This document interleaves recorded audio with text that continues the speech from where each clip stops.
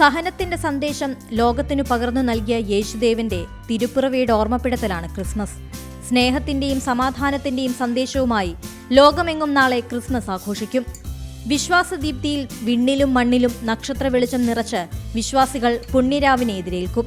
പ്രത്യാശയുടെയും സമാധാനത്തിന്റെയും സന്ദേശം പകർന്നാണ് ലോകമൊന്നാകെ ക്രിസ്മസ് ആഘോഷിക്കുക. ആഘോഷത്തിന് വർണ്ണശോഭ നൽകി അലങ്കാര വിളക്കുകളും പുൽക്കൂടുകളും പാട്ടുകളും കൂട്ടിനുണ്ടാകും. യേശുദേവന്റെ വരവറിയിച്ച് പള്ളികളിൽ പ്രത്യേക പാതിരാ കുർബാനയും തിരുകർമ്മങ്ങളും നടക്കും.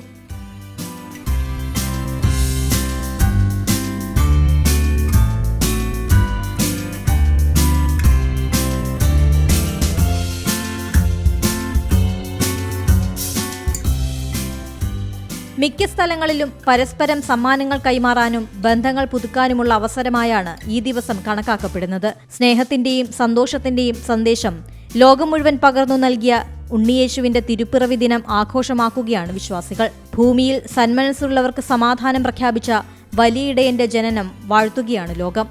News desk Zee Malayalam news.